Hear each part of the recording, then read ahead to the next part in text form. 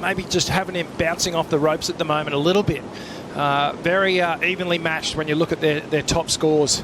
6.83 versus 6.93. Yeah, he's cooking at the moment. Just looking so hot, so fresh. So Italo looks to get things started. He's up against Kanoa Igarashi out there in the lineup at the moment. Good matchup, this one. The inside, a bit of bump on the face to deal with. Kanoa also getting in on the mix. Yeah, Kanoa gets a nice pockety wave. Out behind out behind Italo, excuse me. Goes for the air rev. Again, one of the standout goofy footers here. Different approach to, say, Conor O'Leary and Yago Dora. He prefers to be a bit more, get more trickery involved. Kanoa Igarashi looking to really click into the form that's seen him go on to claim a CT win. As we look at some of the replays here, this was Kanoa Igarashi. So you can see just all that bump. And Kanoa getting through it. Tricky section here. But that's a better way. You know, there's not going to be a whole lot of movement now. It's becoming a little more clear, but we'll have to wait till the end of today's action to get a better look at who's in danger of falling out of the top 22, as Kanoa Igarashi almost rides out of a high-risk finish there. He would have loved to have gotten out in front of that whitewater. Here we go. Igarashi up live, and he is just looking to get rid of 4.17 out of this one. Of course, he still hasn't moved into that second half of this overlapping heat, so he's going to have time to really jack the numbers up. But that was a nice sequence of moves on a medium-sized ride here to try and really apply some pressure to Italo, the 2019 world champion. You know, it was really sort of a one day of true Italo form that saw him get to that result. It wasn't a masterful campaign through 2022 for him. No, I tend to agree with you. And, you know, he was so dominant for a couple of years there, where he was just winning everything. He was such a hard competitor to come up against. As we see the replay of Kanoa Igarashi, you know, that is really textbook frontside slash. And then he goes to the air rev on the second turn. See there, just bring the fins around. He's setting the pace though, Igarashi now, 6.33 on that last ride, but Italo finds a much lumpier, thick piece of water to tap into on the final section there. Let's take a look at the replay here. So this is Italo. Just stabs a vertical hit to start things off.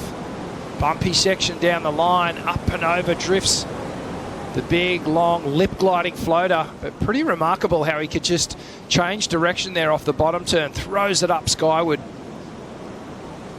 But it's a different sort of backhand approach, isn't it, Ron? The way Italo attacks a wave with a lot of energy. We'll discuss that down the line, because another man screaming down the line here, and that's Italo Ferreira. Big, tall wave here. Two-turn combination. That's been the order of the day for Italo. But right now on the outside, we've just seen Italo finish off a ride. He's up against Kanoa Igarashi. Needed a 5.44. And that's after watching a whole lot of heats. What he was able to do in the final with Kelly Slater last year was just mind-blowing. You know, turning in a near-perfect ride in the late stages. But you feel when you're surfing this wave, this is live action, Italo. Yeah, Italo just building at the moment. He's had a run of 6-point rides, but he wants more. He wants to start getting back up into that excellent range. Oh my goodness, can he ride out of this thing? Hanging on. That is just a wild set of rapids that you have to try and power through. And was about as deep as you can get. Gone for all money, and then he came through it. Here we go, Kanoa Igarashi up at the moment, trying to get ahead of Italo. Kanoa, he did so well down at Bells to elevate his position a little on the rankings, but he expects a lot more of himself, and that's not it. Not on that final section. Characteristic, man. You just don't see Kanoa do this very often. Round of 16 at this venue. So to come here looking for a big result is always going to be difficult. He's had moments where he's looked like he's switched back on, like right there. But then when he was just typically so strong at reading tricky sections. With Italo, I'll get back to this point in a sec, because it looks like Kanoa is actually going to take off here. Well, let's see if he can clean things up. He's had a number of average rides, and this one's looking a little cleaner through the inside. Falls off the roof of this one, stomps it, gets back out in front again. but again, didn't really find the space to truly open up on that ride as Italo comes flying down the ride.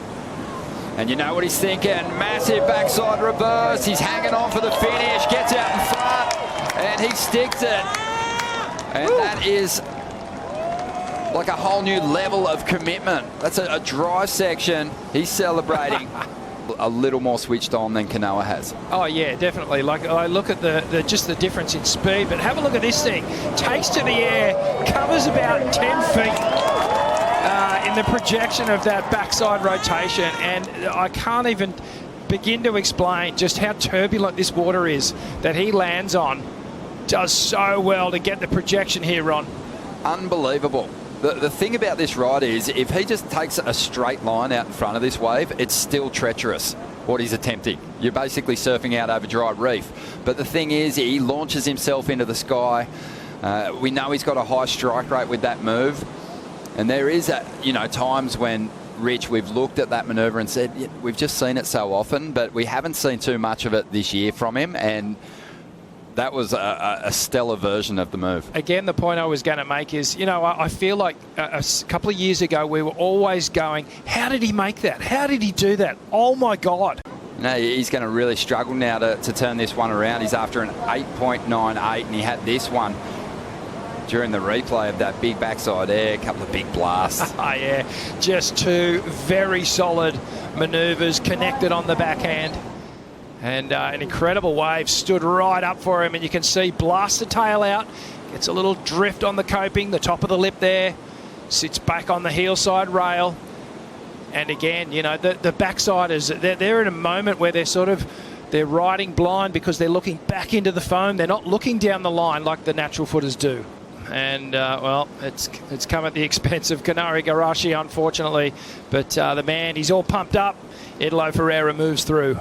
Well, buckle up. We got another big heat to round out the round of 32.